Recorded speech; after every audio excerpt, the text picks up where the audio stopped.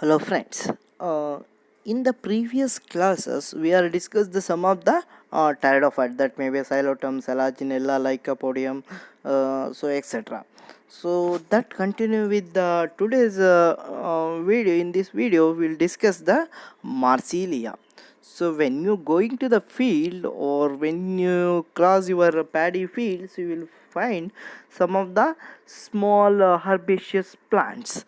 They are just look like a four-leafed plant with a single petiole, just like a some of the angiosperm plant.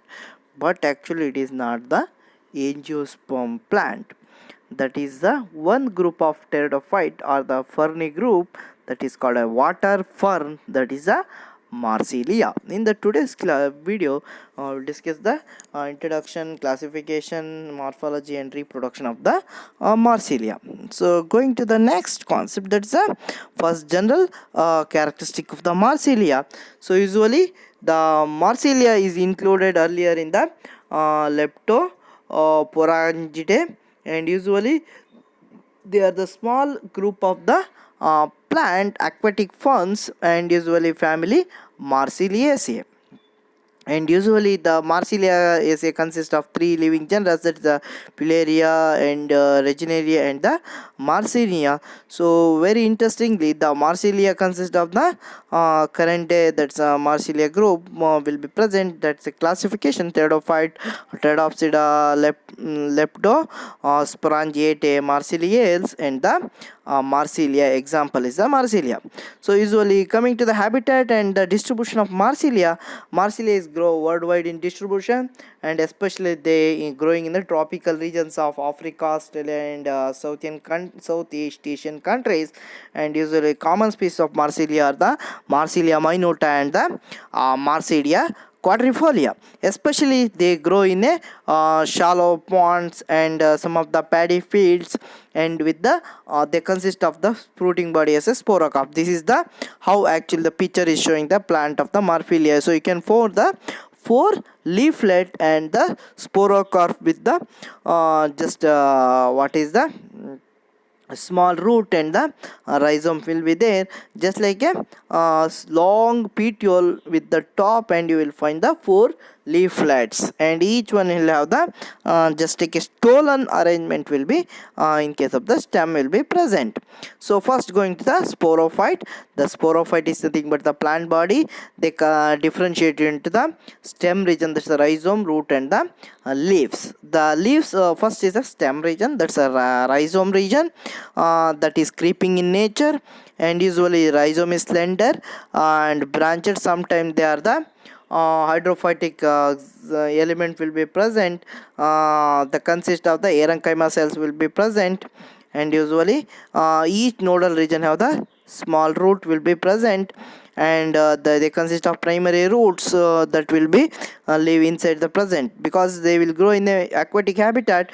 The root system is not much more developed. It is simply the root is developed, sometime may branched and sometime may be unbranched in nature, and some of the root consist of the carbonic acid will be present.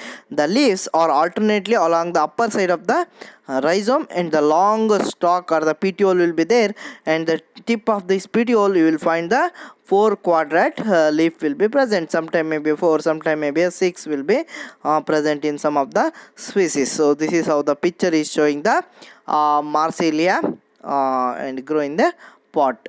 So this is the structure of the leaf arrangement, and these are the some species of the Marsilia.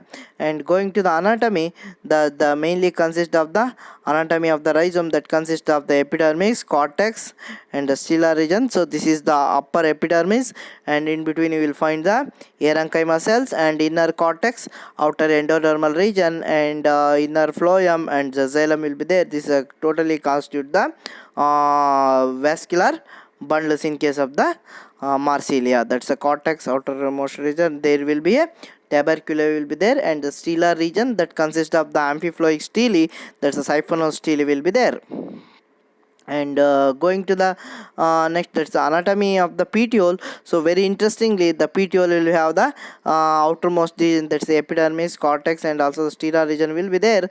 And usually even the petiole region consists of the parenchyma cells. The cortex region is embedded with the parenchyma cells, and in the center you will find the pith, that's the protoxylem, and the metaxylem will be there. Stele is surrounded by the single layer of the endodermis cells, and xylem consists of the V-shaped cells. So usually they are the closer in nature, and that is the metaxylem will be there.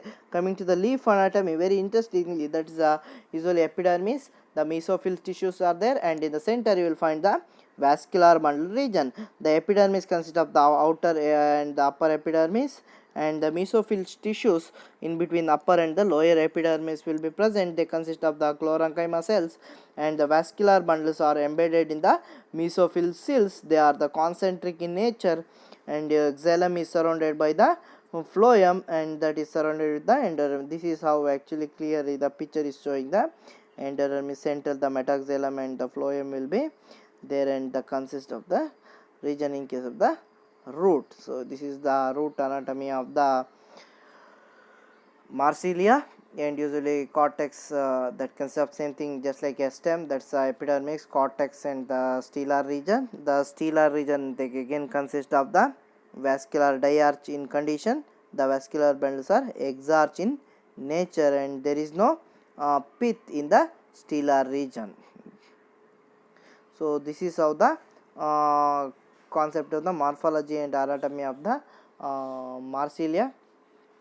And in the next class we will study the reproduction in case of the Marsilia. I hope you will get the basic concept.